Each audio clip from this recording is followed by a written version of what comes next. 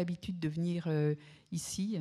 Je vous présente Victor Hugo en pantalon à rayures. On a plutôt l'habitude de le voir avec une grande barbe et un peu plus âgé. Et puis bien sûr, vous reconnaissez Balzac, Dumas, Théophile Gautier, bon, qui est moins, et la seule femme, George Sand, qui en fait n'était pas fondatrice, elle est venue après, mais c'était bien de mettre une femme sur la tapisserie.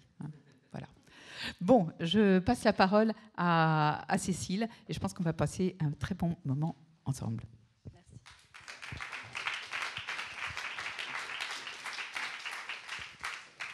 Alors, bonjour à tous. Je remercie bien sûr évidemment la SGDL, donc, comme Marie le rappelait, que nous avons rencontré en janvier, avec qui nous organisons cette journée du livre audio aujourd'hui, avec le soutien de la SOFIA, de la DRAC Île-de-France et du Centre d'exploitation de la copie privée.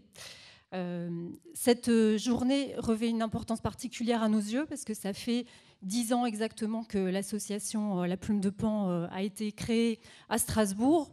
Et à Strasbourg, du coup, c'est pas tout à fait un hasard. En fait, on est en proximité avec l'Allemagne, qui déjà, il y a 10 ans, avait un marché du livre audio déjà important, avec 5% du marché pour le livre audio. Et puis, surtout, une pratique de la lecture à voix haute qui est très développée. Donc, en librairie, il est très courant en Allemagne d'avoir des lectures par des auteurs ou par des comédiens. Donc, fort de ce constat, on s'est posé la question de, mais finalement, pourquoi ce marché du livre audio et la lecture à voix haute n'est pas plus développé en France? Alors, pour des raisons qu'on ne connaît pas encore entièrement aujourd'hui. Donc, la région Grand Est est devenue, on va dire, un terrain d'expérimentation, d'action autour du livre audio. Et donc, depuis maintenant 10 ans, on a organisé à la fois des manifestations dans les lycées avec un prix littéraire Plume de Pan des lycéens, un festival du livre audio, un grand prix qu'on remet maintenant annuellement au Centre national du livre, et on édite un guide des éditeurs de livres audio. Pour poursuivre peut-être quand même avec la comparaison avec nos voisins allemands, à la même époque, on a commandé une étude à un universitaire strasbourgeois d'origine allemande, donc c'était aussi intéressant, sur la perception en fait du livre audio dans nos deux pays.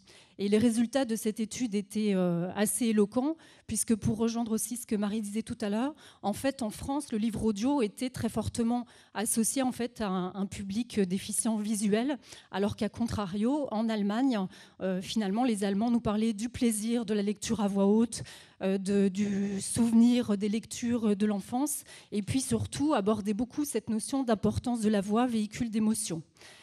La bonne nouvelle, c'est qu'une étude a été menée l'année dernière par la commission livre audio du SNE avec le CNL et via Ipsos.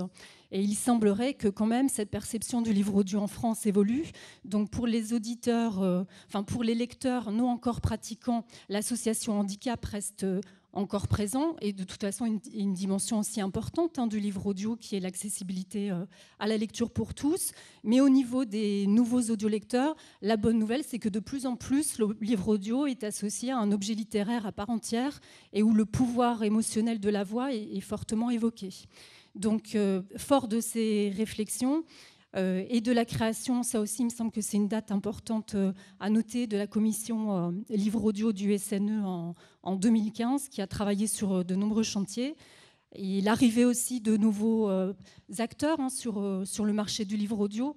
Cette dernière année a vu l'arrivée de gros éditeurs, mais aussi de nouvelles plateformes numériques.